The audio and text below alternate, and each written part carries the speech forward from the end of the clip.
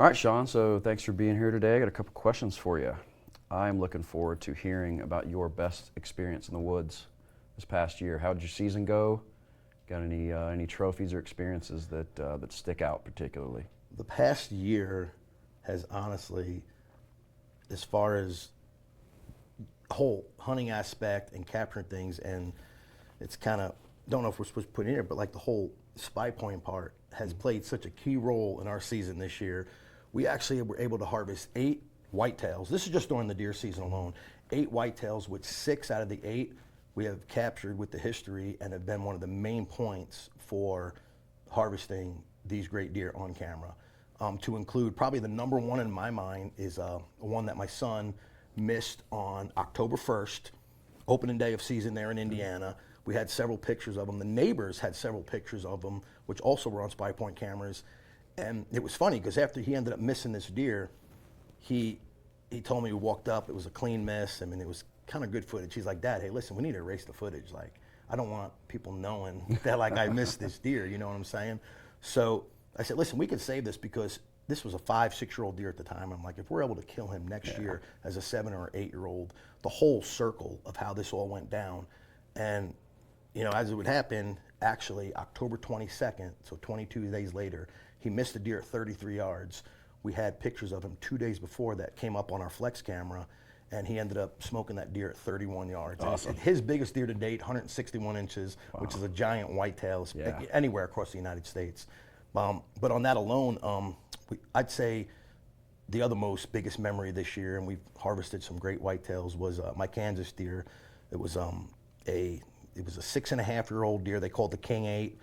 He was following a doe in. We had several nighttime pictures of him on our actual Link cameras. They weren't on the Flex at the time. They were all evening pictures. And then what did we know? He showed up, daylight picture, 2 times in beginning of November, twice during daylight in the same day. And it was that point we knew he was following a doe. We had 48 hours to kill him because that doe was in heat for probably 48 hours. And we went in there and ended up killing him that evening. So, and he ended up going 159 inches as an 8-point, which for people that follow ourselves and watch the footage, as far as Lundys go, 150-something inch deer. I mean, we don't pass up 115-inch deer. So to have 2 Pope and Young class deer killed in the Midwest, that was a huge season for us. Yeah, that's awesome. How old's your son? My son now is 15, but he's been hunting behind the camera probably since he was 6 years old. Yeah. So that's awesome. That's very cool. It's awesome for it to come full circle. It really has so quickly. Yes, it definitely has. So sure. So tell me the difference between the first buck that you shot, and it doesn't necessarily have to be the very first one, but just a memorable early one, and one of the most memorable now. What has changed in you, and what were the difference in those bucks? How did you take it? How have you evolved as a hunter between those? That is a good question, because back in the day when you first started hunting, just being able to go out there and to harvest the whitetail, in my personal experience, and I think many people will tell you throughout the Midwest, there's so many different big game animals to pursue. But the whitetail itself is probably one of the most, majestic animal, let alone smart. I mean, I've hunted mule deer, I've filmed several elk hunts. A whitetail is not a dumb animal, so whether you harvest a doe or you harvest what some people may say a mediocre buck, naturally whitetails do get older, and as they get older, they get smarter. But to be able to harvest a whitetail, to me, and make it a special moment, it's all about that hunt and what happened. And some of my favorite hunts when I was younger, and I've had a deer that I was hunting and a smaller buck walked in, so to me, it's not about the inches, it's not about the size, it's more about the memory. So for my son to harvest that giant that he harvested this year, it was the memory, it was the miss and the whole full circle that came around that made that hunt special. But I can go back to a 1.5-year-old buck, which some people may say you shot a 1.5-year-old buck, but it wasn't about the size of the buck, it was the moment. That deer came in, my son, who was probably 3-4 at the time, wanted to use a certain deer call, and he went ahead and blows in this call. It was the most horrible sound I've ever heard in my life. And this deer turns around and jumps the fence and comes running in. I'm like, I really don't want to harvest this deer. 5 minutes later, the deer runs away. He calls the deer again, it comes back. No other 3 or 4-year-old whitetail in the woods would have came back to this call. But me telling him, hey, listen, And he was kind of upset why I didn't harvest the deer. I said, listen, all right, I'm sorry. If you call this deer back in, Dad's going to harvest it right here. And sure enough, he calls the deer, comes running back in. We harvest the deer. That deer, in some people's mind, small caliber, to me, was probably one of the biggest trophies we left. So to me, evolving as a hunter over the years is not necessarily killing bigger game or how you score it, but it's just how many more memories. Like this year, we've had 8 great deer that we harvested on film.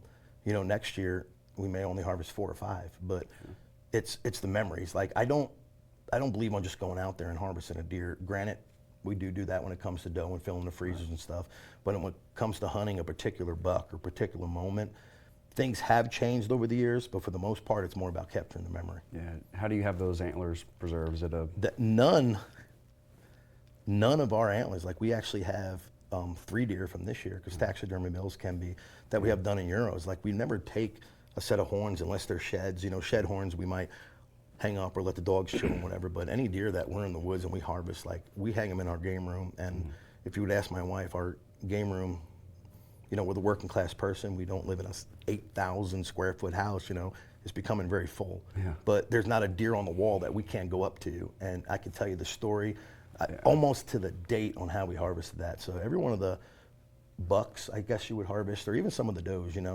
whether it's, the hunt's not just over once the shot's taken, you know what I'm saying? It's everything that goes with it. And we try to capture that, whether it's pictures or a taxidermist mount or whatever the case may be. But let alone, that there's more that goes to it than just pulling the trigger right Well, there. and that's exactly why I asked that, is that's, those antlers is something that your son will walk up and tell his kids and his grandkids, hey, I was this old and I called that deer in twice. And, to a T. And Paw didn't think that it was going to come back. And it's funny because my wife actually went ahead and did those, make sure that, like, she can walk out to our man cave, we call it, and there's things hanging over to make sure that is on something that he can go ahead and he can find a memory inside that. So that's awesome. That's a really cool story. All right, so next question. This upcoming year, what do you have planned? It sounds like you had a pretty awesome year this past year. What's your outlook? Do you have any that survived the season that you're looking for specifically? What do you have on the agenda for 2024? This 2024, once we make it past the turkey season, which is coming up, whitetails back in full force again. We've got several great deer that some of them last year we passed up, some we just didn't have any opportunity for. So going into late season, they were still showing up on the spy point. So we've got big hopes for next year to include a couple of new states that we're adding in there. We're adding Wisconsin back again. We're adding Texas. Usually Indiana being our home state, we try to focus on Indiana. Me and my wife, we own a couple little small hobby farms, you may call it, down in southern Indiana, or I'm sorry, southern Illinois. So besides that, we do hunt several leases that we have to include Kansas. One is a place with a buddy of mine over in Oklahoma, but Texas this year we took a break only because of just time or normal jobs and everything, but we're picking it back up next year. We're excited about that. It's a new lease that's been managed for over 20 years. So we've already got cameras down there running right now, and there's like unbelievable great up and comers to include some personal homeboys that we still have back home in Indiana. Yeah, awesome. Very good. All right, so you've got a whitetail hunt planned in the Midwest. What are 5 things that never leave your pack? 5 things that never leave my pack. Wind checker. Okay. Wind checker is definitely for one. A sharp knife. Your hunting license. Yep. Okay, we've been checked before. A cell cam. Okay.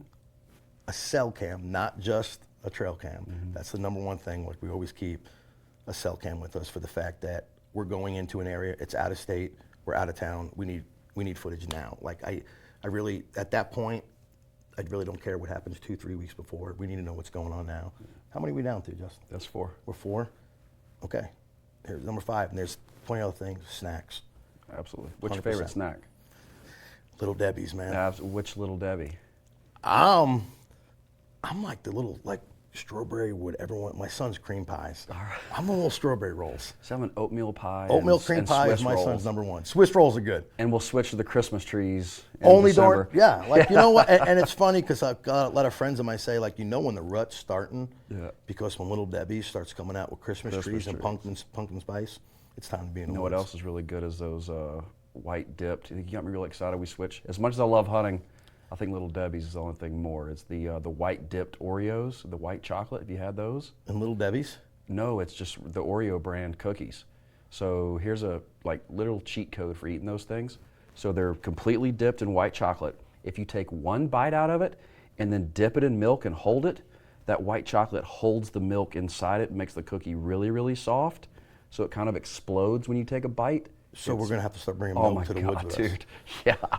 Yeah. Sounds like a plan. It's fantastic. All right, so you've seen the 24 lineup from Spy Point now. Which camera are you most excited about and why? There's so many good cameras that go out there, and honestly, with all of the Spy Points, I'm pretty much running the majority of them. There is some time that ones that are closer to home, the ones that aren't the cell cams, like the Force Pro series, that's fine, because I can just, hub the batteries in it. Having the extra battery life's great, but my favorite one that I'm looking forward to this year is the Flex series again with the solar. I had a couple. They're naturally getting better this year, coming out with new ones, but I've had some last year that I put out in June and July. Here we are 6-7 months later, freezing temperatures, you name it, which batteries usually draw batteries down. And every one of my cameras to this date on my app that are the Flex series that I've been running, batteries cost money. Mm-hmm. And we've had a few where we just had some gloomy days, a couple of weeks of clouds, whatever. Those internal batteries will run down, which you guys know. Mm-hmm. They may run down to 98, 97% tops. Yeah. So your batteries, your backup batteries that you put in there, they're still 100%. And those internal batteries, as soon as the sun comes out for a day or two, we are still running right now on my app 100% battery life, and these cameras have been out there since summer. Yeah. So that is a big benefit to us, especially running around filming and whatever the case may be, having out of states, because at times we don't have the time with fuel prices to run to Illinois or run to Kansas or Texas or whatever it is and change batteries. Having the solar power on these Flex cameras, which are they're a no fail anyway, it's a no-brainer. So we're excited about that, and we're excited they're keep getting better. Awesome. Thanks, Sean. Sounds good. You nailed it, bro. All right, man.